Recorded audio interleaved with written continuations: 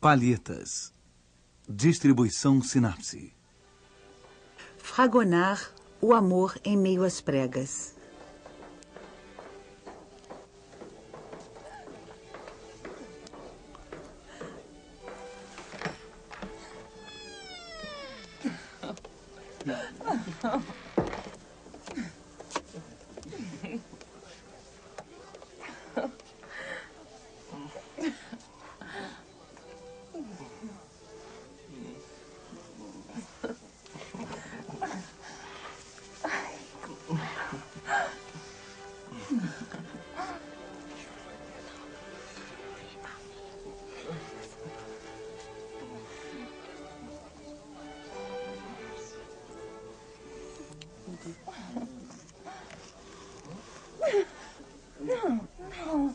Não.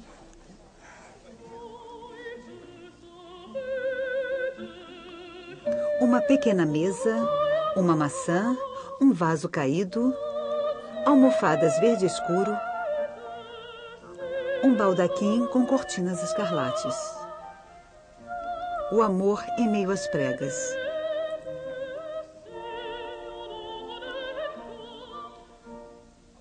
Uma cama, Jean-Honoré Fragonard.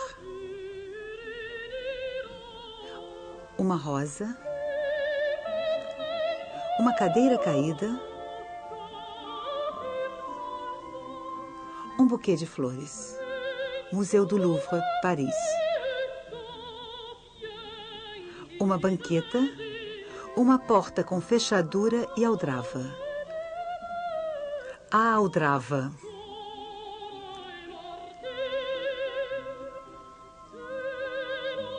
Um homem, uma mulher.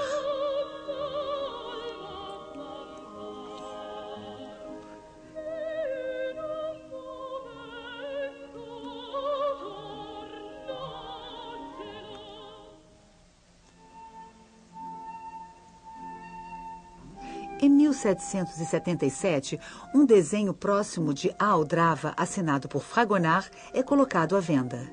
Trata-se de um esboço realçado com lavis castanho. O quadro foi, por conseguinte, pintado nessa época. Os quadros mais famosos eram difundidos sob forma de estampas. Em 1784, um gravador, Maurice Blot, fornece uma primeira gravura de A Aldrava. A tela, na época, pertencia à coleção de um rico amador, o Marquês de Very. O Marquês morre em 1785. A aldrava é vendida junto com outros quadros do Marquês. Ele representa o interior de um apartamento onde se encontram um jovem e uma jovem. O jovem fecha a porta. A jovem se esforça para impedi-lo. A cena acontece ao lado de uma cama, cuja desordem permite imaginar o resto. A aldrava é comprada pelo Marchand Lebrun, o maior avaliador de quadros da sua época. O quadro passa para a coleção do fazendeiro Grimaud de Reynière, que o coloca à venda durante a Revolução. Ele é comprado mais uma vez por Lebrun. O quadro desaparece. Mas as gravuras, muito procuradas, fazem dele uma das imagens mais populares de Fragonard. O quadro reaparece em 1922. Em 1933 é vendido com a menção atribuído a Fragonard. Em 1969 é novamente colocado à venda no Palácio Galliera com a menção Escola de Fragonard. É comprado por 55 mil francos pelo diretor de uma galeria parisiense. Restaurado, é mais uma vez colocado à venda, em 1974. Uma subvenção especial do Ministério Francês da Economia e das Finanças permite que o Museu do Louvre compre a aldrava por pouco mais de 5 milhões de francos.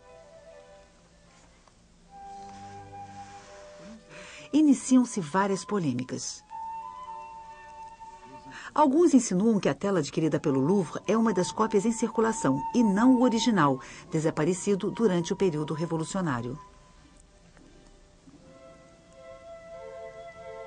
Outros vão mais além, afirmando que entre a venda de 1969 e a aquisição pelo Louvre foram feitas modificações na tela. Cortinas e roupas de cama foram transformadas. A maçã dobrou de volume. Como se houvera a intenção de assemelhar a suposta cópia da aldrava à gravura de Blot. O exame da tela em laboratório permitiu autenticá-la e explicar essas contradições. Encontram-se em A Aldrava todas as características de outras obras tardias do pintor. A tela é fina, porém irregular. A análise com infravermelho não revela nenhum desenho subjacente, nem vestígios de pintura anterior. As rachaduras presentes na camada pictórica são semelhantes às de outras obras de Fragonard. Rachaduras redondas em forma de caramujo denunciam a fragilidade do suporte. Elas também são visíveis na obra despida da camisa.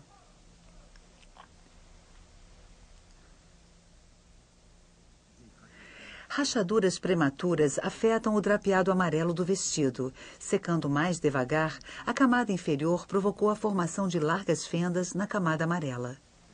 Esses defeitos sofreram vários reparos no passado.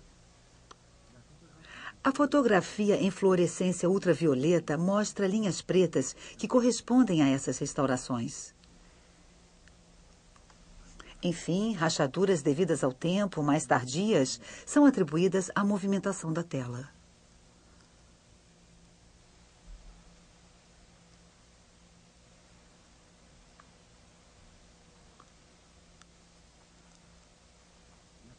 A maçã apresenta as mesmas rachaduras profundas que o resto da tela. Portanto, ela não pode ter sido pintada nem ampliada recentemente. Foi justamente porque essas rachaduras afetaram a maçã que restaurações pouco hábeis foram feitas para tentar camuflá-las. Esses retoques que reduziam a maçã e modificavam as cortinas e lençóis são visíveis nos clichês das vendas de 1969 e 1933. O desenho posto à venda em 1777 difere do quadro em vários detalhes. A maçã caiu no chão. A jovem olha seu sedutor de esguelha. As pregas do seu vestido são bufantes. Existe um certificado de autenticidade feito pelo próprio Fragonard. Um segundo desenho está bem próximo deste. Um terceiro desenho é bem mais despojado. Um pequeno esboço de 26 centímetros por 32 foi pintado sobre madeira. Ele também apresenta nítidas diferenças em relação ao quadro.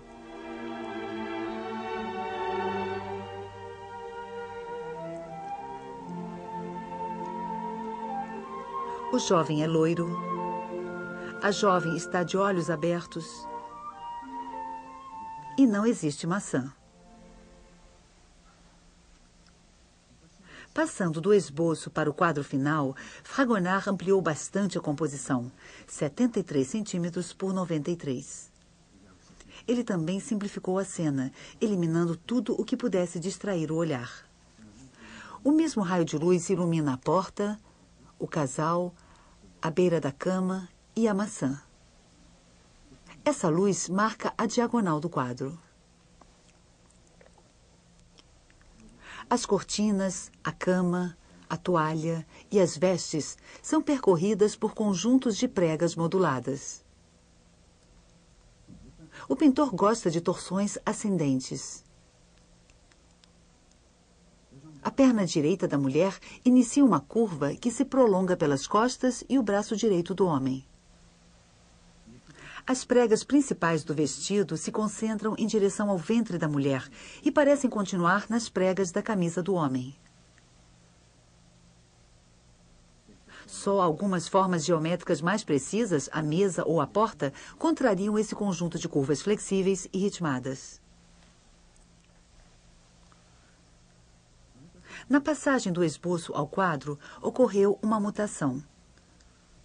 O esboço foi tratado com tons mais frios e claros. O quadro foi modulado em tons quentes e escuros. O branco de chumbo é utilizado com um pouco de preto para as roupas do jovem. Após um tratamento inicial em grisaille, Fragonard superpôs glacis opalescentes. O mesmo branco misturado com um pouco de vermelhão serve de base para as carnações. As cores das cortinas são obtidas com o vermelhão misturado com ocre nas zonas de sombra. As almofadas têm a cor verde escuro, talvez uma mistura de azul da Prússia e amarelo de Nápoles.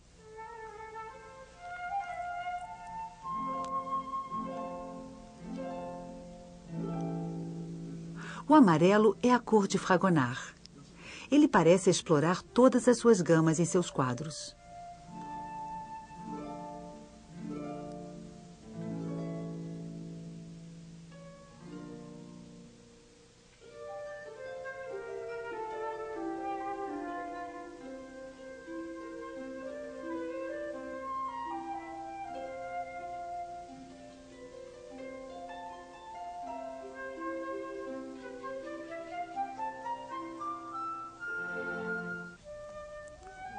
No vestido de Aldrava, o pintor utiliza amarelo de Nápoles puro. Essa mesma cor está presente na mistura do resto do quadro, fornecendo uma cor dourada.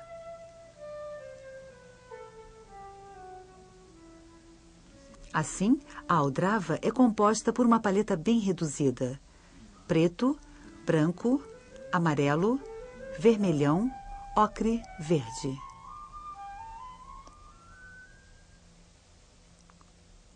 Durante a sua carreira, Fragonard desenvolveu estilos muito diferentes. Durante suas viagens à Itália, ele sofreu a influência da pintura veneziana. Uma provável estada na Holanda iniciou-o ao claro-obscuro de Rembrandt, assim como ao seu toque suave. As figuras de fantasia são espécies de esboços em que a pincelada muito aparente dá uma impressão de extrema velocidade.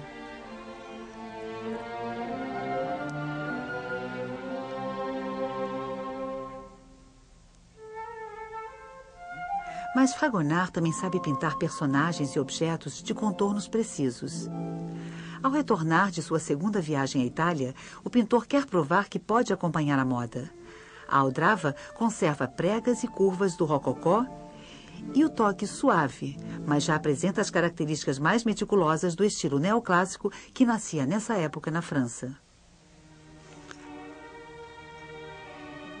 Os quadros de Fragonard raramente se situam num contexto histórico preciso. No entanto, reproduzem os costumes bastante liberais do século. O pintor, contemporâneo de Buffon ou dos enciclopedistas, conta a história natural do amor.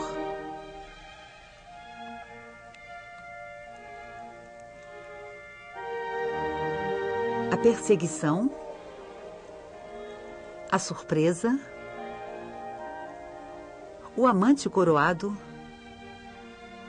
o amor-amizade. 4 painéis que Fragonard pinta entre 1771 e 1773 para Madame du Barry, a favorita de Luís XV. Este trabalho será recusado por Madame du Barry, que preferirá recorrer a outro pintor.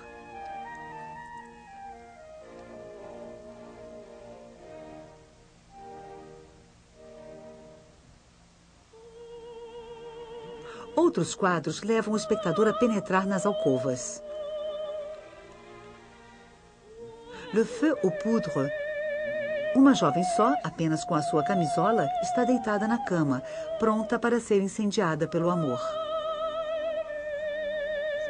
Despida da camisola. O mesmo amor ajuda a jovem a tirar o último véu transparente que cobria sua nudez.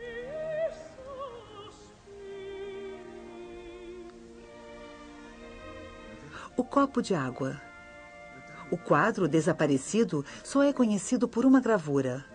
O galante acaba de irromper abruptamente no quarto, onde a mulher deitada está quase nua. Ele tenta sacudir o colchão, enquanto uma servente cúmplice prepara-se para tirar um copo de água insuficiente para apagar o fogo que incendeia a heroína. A rosquinha. Uma jovem sobre a cama desfeita brinca com um cachorrinho e dá-lhe uma rosquinha. Uma outra versão é mais direta. O biscoito sumiu e o rabo do cãozinho, apertado entre as pernas dobradas da jovem, faz-lhe um carinho.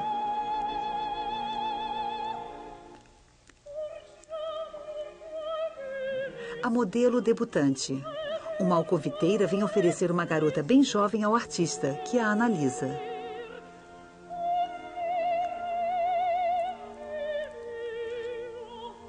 As jovens curiosas. Duas garotas escondidas atrás das cortinas atiram pétalas de rosas em direção ao espectador. Talvez esse espectador esteja deitado sobre uma cama.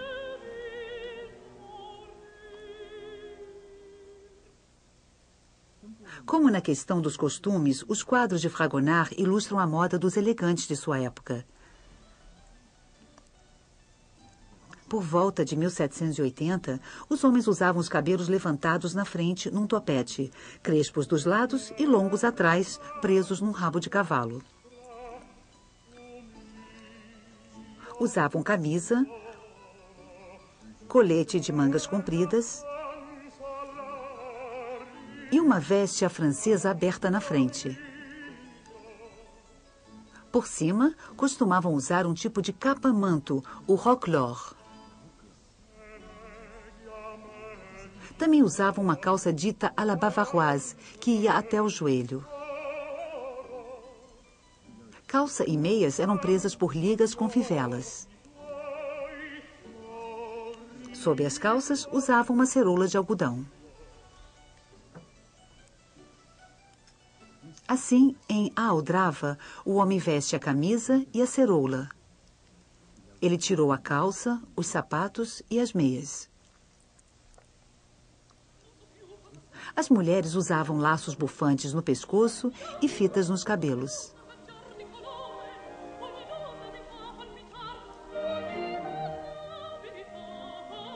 O vestido, aberto até a cintura, deixava perceber a saia, às vezes de cor diferente.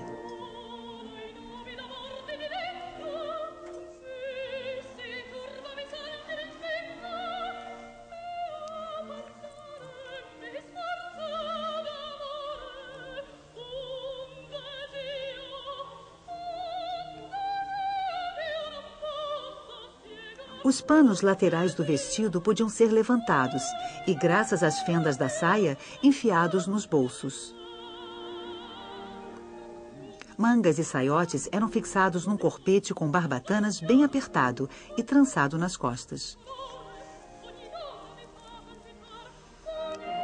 Sob o corpete, as mulheres usavam uma camisa comprida, mas nenhuma roupa de baixo.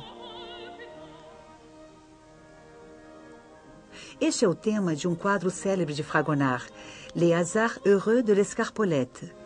Um apaixonado escondido nas folhagens descobre maravilhado o que se esconde sob as saias da jovem, que é impulsionada pelo cúmplice cada vez mais alto.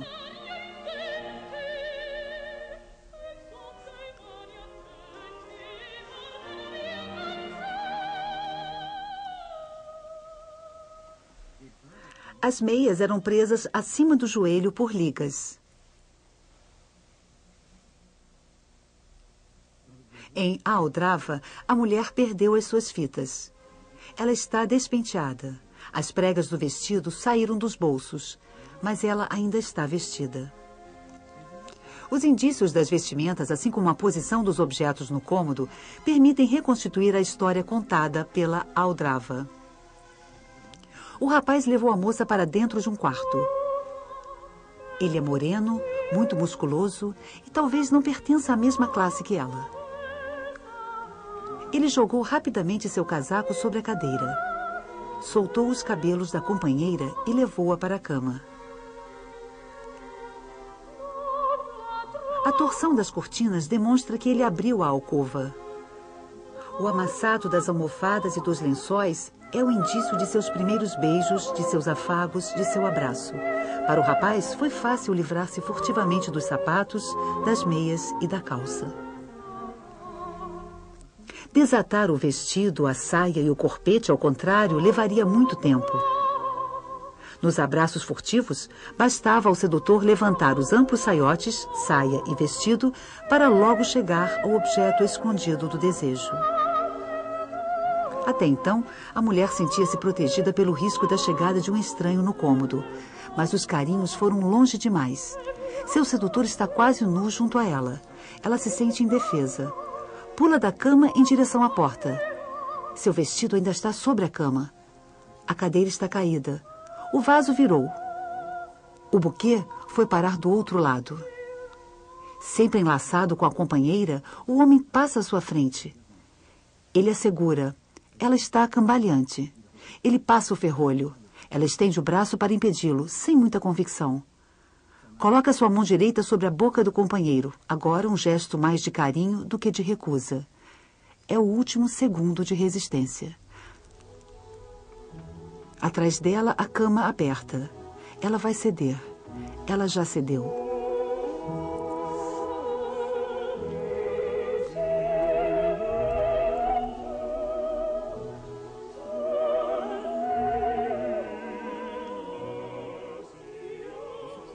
O sucesso de sua gravura levou Blot a fazer um pendant, a promessa de casamento ou o contrato, talvez inspirado em outro quadro de Fragonard que desaparecera. Essa nova estampa de Blot é uma espécie de interpretação. Desenhos estão pendurados na parede. Neles, o espectador pode reconhecer as silhuetas de A Aldrava e as de O Armário. Este é um desenho que o próprio Fragonard gravou. Dessa vez, o amante, que parece haver adquirido hábitos, é surpreendido pela família no momento em que acabava de se esconder. A Aldrava, o Armário e o Contrato formariam, então, uma espécie de pequeno romance em 3 capítulos. A sedução, os amantes surpreendidos, a regularização da relação. Muitas outras imagens, frequentemente muito mais vulgares, surgiram no fim do século XVIII e interpretavam, à sua maneira, a Aldrava. A resistência inútil, a disputa da rosa, a rosa mal defendida. Empurre com força. Abaixo a Aldrava. Nós temos a chave. Ele encontrou a fechadura. Vai dar certo. Deu certo. Uma biografia do pintor, surgida cerca de 10 anos após a sua morte, conta que a Aldrava teria sido pintada a pedido do Marquês de Verry para servir como pendant para um quadro realizado anteriormente por Fragonard, A Adoração dos Pastores. As 2 telas têm as mesmas dimensões e, em 1785, elas foram postas à venda como pendant.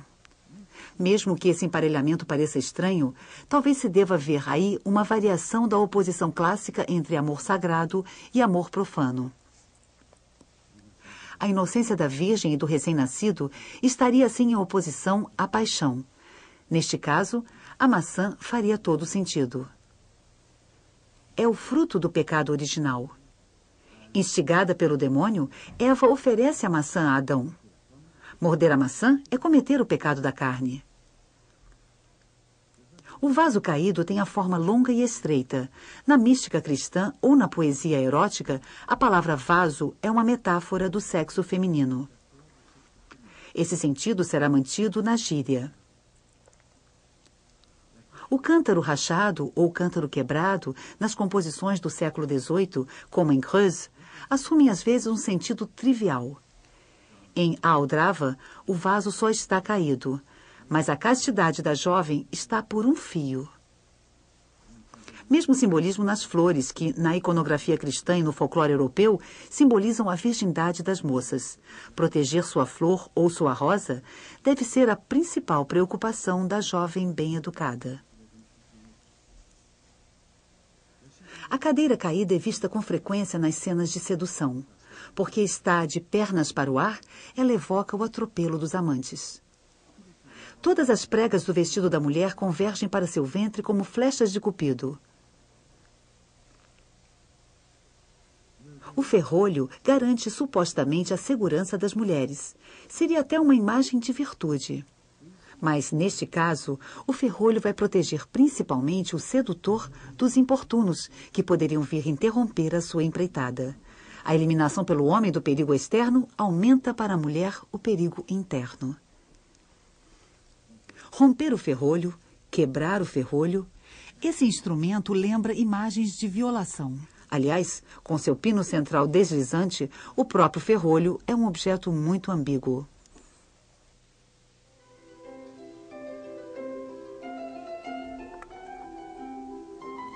A cama ocupa mais da metade da superfície do quadro. Fragonard se fez o cantor da cama. Ele vai explorá-la em cerca de 30 telas e em inúmeros desenhos.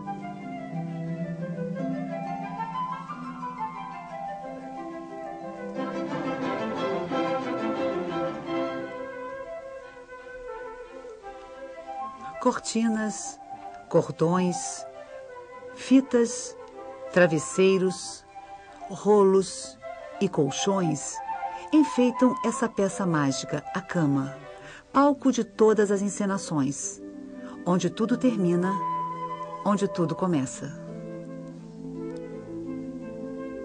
Em Le Feu aux Poudres, a cor do fogo, cor do desejo, cerca a cama, invade o cinza azulado e o branco dos lençóis e invade, sobretudo, a mancha avermelhada de um fino tufo pubiano em labaredas dançantes, onde o fogo já está presente.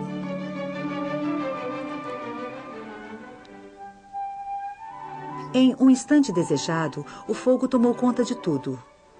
Os corpos dos amantes se mesclam com as formas inchadas da cama, dos travesseiros, dos rolos, com as pregas untuosas dos lençóis e das cortinas abertas. Com seu formato de concha, suas beiradas desenhadas como lábios, suas pregas que convergem para um laço, a cama representa com frequência um sexo aberto. Ou então, os lençóis esculpem em plena luz a própria imagem do que permanece bem oculto. Em As Pequenas Curiosas, a fenda e as pregas das cortinas, as pétalas de rosas, evocam tudo o que o desejo pode imaginar.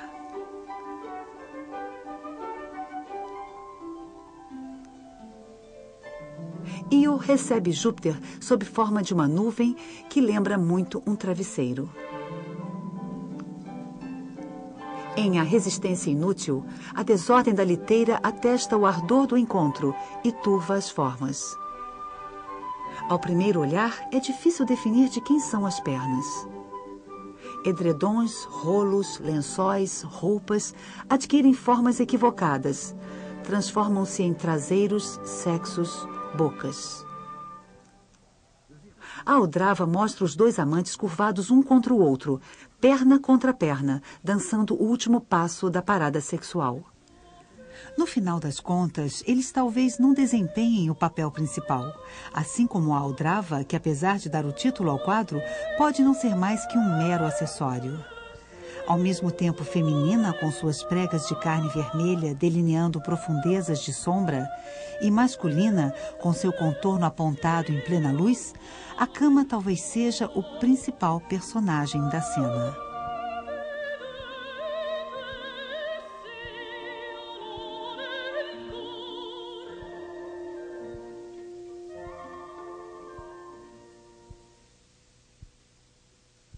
Versão brasileira Audio News.